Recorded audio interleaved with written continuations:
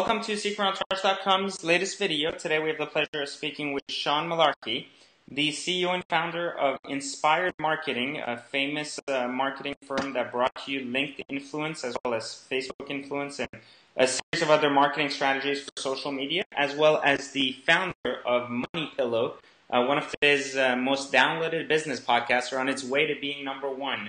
So we're excited to have you on, Sean. Thanks for joining us today. Dude, I'm honored to be on. Thanks for having me, Pejman. So let's talk a little bit about let's talk about Inspired Marketing briefly before we go into Money Pillow, because Money Pillow is really where I want to kind of lead the majority of this discussion. But you are famous for having a business partner we recently showcased on Secret by the name of Lewis Howe, a good friend of Secret as well. And so we're excited to have you on. But tell us a little bit about your side of the of the business when it comes to Inspired Marketing, and how did you help grow that brand? Yeah, sure. So Lewis and I got started about, 4 years ago now, just a little bit over 4 years ago. And when we met up, we both had pretty big public personalities and personas and fan bases. And, early on we bootstrapped everything. We never took on any debt. And it was just hustle, so we ended up having to do a lot of the work. And Lewis really had no clue how to do any of the technical side of things, from websites and setting up pages and any of that stuff. He was more, his strengths were really networking, connecting, doing a lot of that face-to-face work. And while I was good at that too, I ended up spending a lot of time on the back-end stuff because somebody had to do it. And over time, I was like, I kind of like being, if you will, the man behind the man, as opposed to having to be out there and deal with that. I'm married with kids, and it just kind of, I don't know, I'm a little bit more anonymous, or like to remain a little bit more low pro. And if we can earn the same money and I don't have to carry the weight of being a public face, great. And there's some huge benefits that Lewis has gotten, obviously, from being a public face. It's just building a personal brand, has really helped him tremendously, but and I don't have that same benefit, but I also have the benefit of being able to remain a little bit more low profile and not so much in the public light. You know what I mean?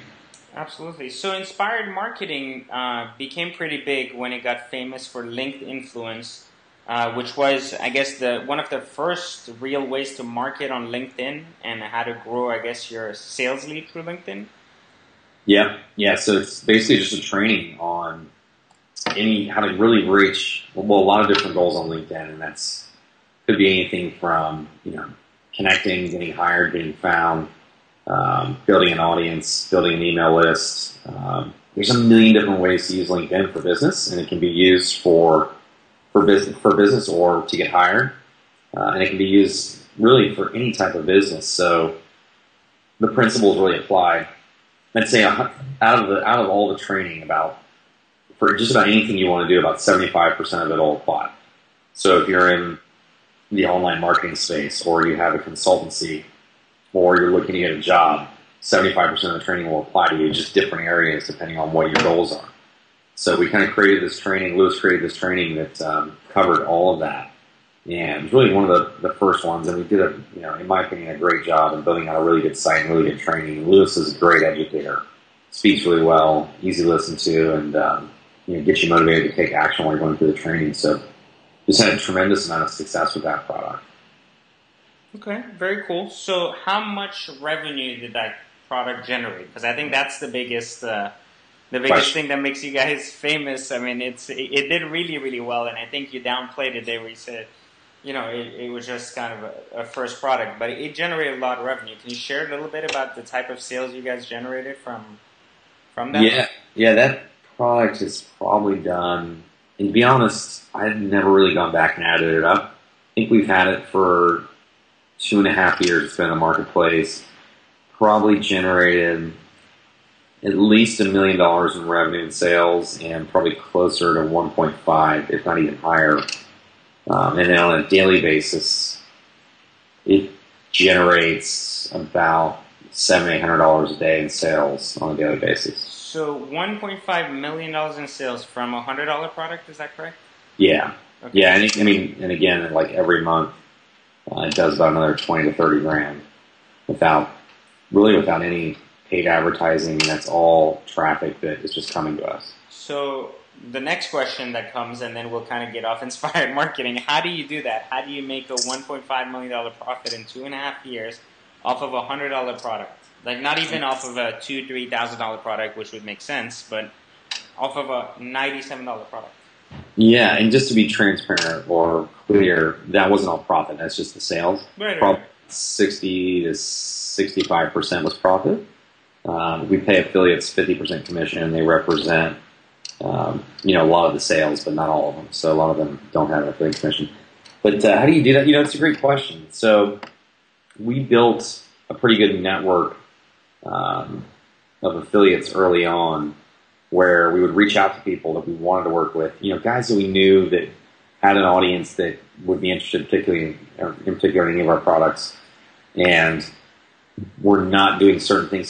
So our thing was kind of social media marketing early on, and we could go, and if I look at Secret Entourage's Facebook, Twitter, Instagram, or whatever it may be, LinkedIn account, and I could see you weren't utilizing it, I would reach out to you and say, hey, and if I wanted to work with you, I'd reach out and say, hey, I noticed you weren't doing this. Let me help you out. I'd be happy to do it. Not asking for anything. You don't have to pay me. I've just always admired your work, and I'm happy to help you because this is stuff I can do fairly easily. I'll get you up and running, and then after a few weeks or a month, we can communicate again, and I'll turn the reins over to you. And so we would do that, and they would get value in that, in that first couple of weeks, and then oftentimes, I'd say about 75% of the time, roughly or more, they would say, what can I do to help you? And we'd say, oh, we'll promote our stuff. And they would. And so it was just this mutually beneficial thing. And we had a lot of affiliates a lot of guys we would work with that were way bigger than us, but because we had built a pretty good little audience, we were able to get a lot of people on webinars early on. So we would work with guys that, in the public's eyes, or people that would be interested in our product, they were on these people's email lists and following these people on social media and whatnot. And when they saw we were doing a webinar with them, they would say, who is Sean and Lewis? And well, they must be somebody important because they're working with Brian Tracy, or they're working with, any of the big names in our industry. And so that instantly kind of elevated our status and made it a lot easier to attract other people. And so when we rolled out this product, we had, a pretty good network of top tier, experts who had large audiences, and made it really easy because they would promote it. And we reached out and said, hey, we're doing a little product launch. Here's the prizes. Here's the commission. The offer's doing really well. And a lot of people liked promoting our stuff because, in general, we always have had like a really clean, a really professional look, and they don't land on it. They can send their audience there and know their audience isn't going to be turned off by what they discover on our sales pages or on our webinars. And so the reciprocity from doing nice things for people that, could offer us value, combined with having great products, and that's always been another kind of cornerstone of our customer experience, is that we want our products to be the best products out there, taught by the best educators, and in the best members areas with the best UI UX and best customer service you can expect.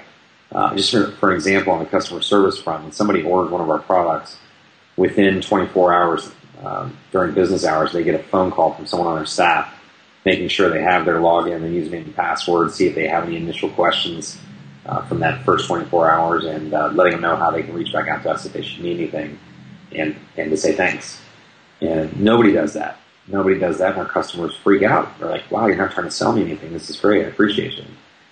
And so we've just always been trying to be like the best in every little area we can be, and support people and have a great experience. And that, I think, it's like an iPhone. You build a great product, and people will want it when the time comes. When they need a new phone, they're going to want it because it is the best product out there. But there's something you said that was there's two things really I want to kind of touch base on. You said your affiliations with bigger names was a big part of your success with your first product. How did you associate with bigger names when you weren't that large to begin with? I could understand if you told me right now people would want to do, obviously, webinars with you, but how did you convince some of these bigger names to do it at the beginning? Yeah, so it was really easy, to be honest. We had built, in our first 6 months, a really good email list, small but really powerful, and we had a really good reach on social, between Twitter, Facebook, LinkedIn, In LinkedIn, there's some really amazing things you can do. This is one of the keys right here. With groups on LinkedIn, you can